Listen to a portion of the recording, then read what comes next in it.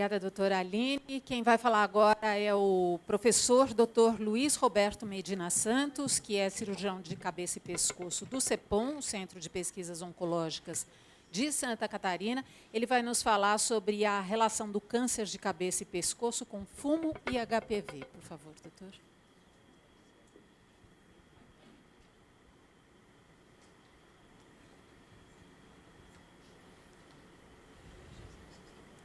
Boa tarde a todos.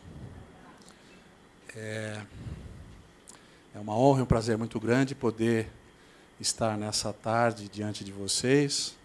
E essa honra e esse prazer eu devo agradecer à Melissa e à fonoaudióloga, a doutora Elisa, para que nos próximos minutos eu comente com vocês algumas coisas em relação a isso que tem sido, nesses minutos anteriores, discutido, né? Na realidade, o câncer de cabeça e pescoço, como a doutora Aline muito bem colocou, envolve vários setores da face e do pescoço, e os tumores principais, ou os tumores mais frequentes, nessa frequência mostrada, são os tumores com os quais os cirurgiões de cabeça e pescoço, os oncologistas, os radio-oncologistas mais lidam.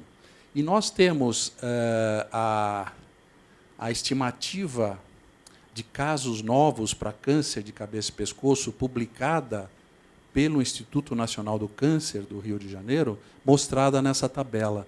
E os cânceres, então, os senhores podem ver que, é claro, a próstata e a mama feminina são os tumores mais frequentes, de uma forma geral, na nossa população brasileira, mas os cânceres da área da cabeça e pescoço estão aqui, cavidade oral, com a sua incidência, muito mais frequente nos homens do que nas mulheres, né? Depois, em segundo lugar, o câncer da glândula tireoide, mais frequente nas mulheres do que nos homens. O câncer da laringe, e nós temos aqui, então, na plateia, um grupo de pacientes que representam esse tipo de doença, e, felizmente, aqui representam de uma forma vencedora. O que a gente viu aqui no início dessa apresentação, esse coral cantando de uma forma fantástica, é uma vitória sobre o câncer que retira desses pacientes a possibilidade de fala como todos nasceram com ela. E eu fiquei muito emocionado em perceber isso. Eu parabenizo muito a Elizabeth Carrara, que também tem o dom do violão. Isso é uma coisa, né, não, muito boa. Porque eu tive a oportunidade, a felicidade de, em 1997, estar num simpósio, num congresso em Bangalore, na Índia. E a primeira vez nesse congresso, eu vi laringectomizados reconstruídos com a técnica de Pearson, que é um tipo específico de laringectomia que mantém no pescoço uma passagem entre a traqueia e o esôfago.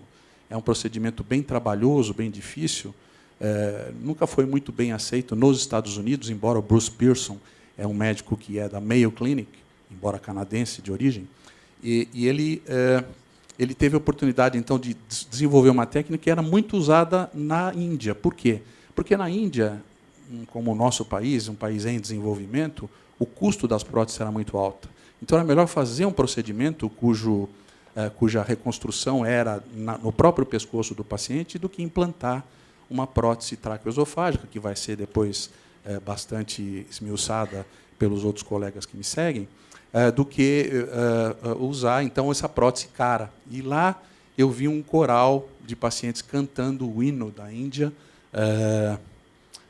e pacientes que tinham sofrido esse tipo de laringectomia.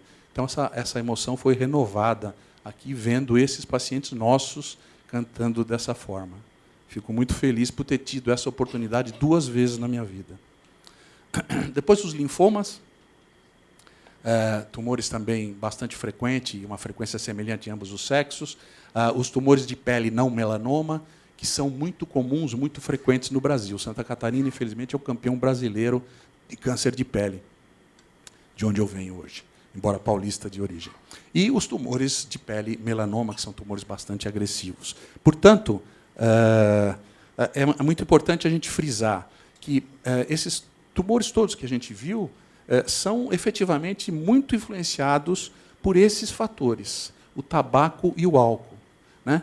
O fumo já é sabidamente propalado que nas folhas de tabaco existem substâncias que são substâncias tóxicas em número muito grande. E mais, muitas delas, 60 sabidamente carcinógenas, muitas delas derivadas até dos agrotóxicos que são colocados para manter a folha bonita, porque a indústria do tabaco só compra folhas que sejam de um tamanho, de uma consistência bastante adequada. Então, o uso do tabaco aumenta em até 50 vezes, como os senhores podem ver, o risco de um indivíduo ter câncer na boca. E a associação fumo e álcool é bastante deletéria. O indivíduo que fuma e bebe de forma intensa tem 140 vezes mais chance de ter câncer na boca e na garganta do que o indivíduo que não fuma e não bebe. E esse é o aspecto de um câncer de língua, que é, então, o câncer de cavidade oral mais frequente, né? E esse é o grande vilão, né? Aqui no Brasil, o Ministério da Saúde adverte que causa câncer, pode causar câncer. Mas não, tem que ser mais incisivo. Fumar mata, né? E, além de matar, prejudica não só o próprio indivíduo, mas todos aqueles que estão ao redor dele. Esse é um cigarro inglês e o anterior um espanhol, mostrando que, efetivamente, o vício do fumo associado, eventualmente, ao álcool são bastante deletérios.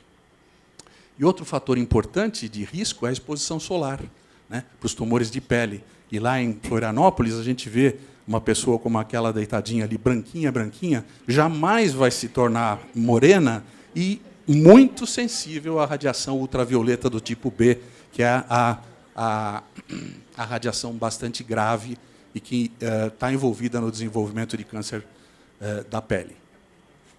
Mas nós temos visto, então, que, além desses fatores, existem o fator viral. A doutora Aline já comentou que o vírus do papiloma humano, HPV, é uma etiologia que tem aumentado bastante. Nos Estados Unidos, ele chega a ser responsável por 70% dos cânceres de orofaringe. No Brasil, nós estamos, como sempre, para trás. 8% só, 8 a 10% dos tumores dessa região são envolvidos ou têm relação com HPV. Mas a gente já sabe que a incidência do câncer influenciado por esse vírus tem aumentado. É uma população diferente, normalmente homens da raça branca, mais jovens, que não fumam e não bebem, né? Mas têm hábitos sexuais que, eventualmente, possam contribuir para isso, já que o vírus do papiloma humano, o HPV, é responsável por câncer de colo de útero, câncer anal, câncer vulvar, câncer vaginal, peniano e agora orofaringe também. Claro que o sexo oral está muito envolvido nisso. O subtipo mais comum é o HPV do tipo 16. Quando o paciente é HPV positivo, ele parece ter uma resposta melhor à radioquimioterapia e, eventualmente, a presença desse subtipo de HPV pode estar envolvida num marcador de melhor sobrevida e melhor sobrevida global, total, e sobrevida livre de doença para esses pacientes. E, é claro, está muito relacionado com o câncer da base de língua e da região amigdaliana. Em cirurgia, as técnicas cirúrgicas têm se tornado cada vez mais precisas, cada vez mais delicadas. As equipes, como já foi falado, e eu insisto, são multidisciplinares, não só do ponto de vista médico, que eu citei aqui, mas fundamental, as enfermeiras, as nutricionistas, ou os enfermeiros, que, em geral, são profissões onde o número de mulheres é muito maior. As fonoaudiólogas, né, as fisioterapeutas, as terapeutas ocupacionais, as psicólogas, são todas profissões que fazem parte dessa equipe multiprofissional, multidisciplinar, e que são fundamentais para que o paciente seja tratado de uma forma completa, de uma forma holística. melhorando, então, as técnicas de reconstrução, depois da ressecção, da retirada dos cânceres, nós temos que tornar o paciente mais passível de uma reintegração à vida social, e quanto melhor for essa reconstrução, quanto melhor for a reabilitação, e nós temos aqui os exemplos vivos da reabilitação vocal, tanto melhor para esses pacientes, né? Eu trouxe só para mostrar, então, essa é a robótica, é o robô mais famoso, o robô do Da Vinci System, que, então, o médico fica num console lateral e todos os movimentos que ele, com delicadeza, faz são transmitidos por um robô, por uma estrutura rígida e fixa que vai operando o paciente à distância, né? E, mais modernamente, foi apresentado agora em julho, lá nos Estados Unidos, eu tive a oportunidade de ver, um robô que é mais flexível, não só com braços mais rígidos, mas que permite curvas, como a gente vê aqui, através da boca e da garganta, chegando em estruturas mais profundas e estruturas como a laringe, de uma forma muito mais precisa e detalhada. Me foi perguntado qual é o cenário ideal. O cenário ideal é esse, diagnóstico precoce principal. O câncer de cabeça e pescoço é bastante curável, né, doutora Aline? Só que ele precisa chegar cedo. E nós temos aqui uma gama de pacientes que comprovam isso. O indivíduo se cura do câncer de cabeça e pescoço, mas ele precisa ser tratado de forma precoce. Ele precisa ter o seu tratamento adequado, seja cirúrgico, radioterápico, quimioterápico, ou a associação deles. Ele precisa ter um seguimento adequado. Ele precisa ter toda a oportunidade de ser visto por um especialista que vai vê-lo em retornos absolutamente programados e disponíveis. Ele precisa ter a dedicação desse especialista na identificação de novos tumores. A gente sabe que esses pacientes fumantes e etilistas, eles têm uma área toda alterada. E o aparecimento de um câncer não significa que ele nunca mais vá ter.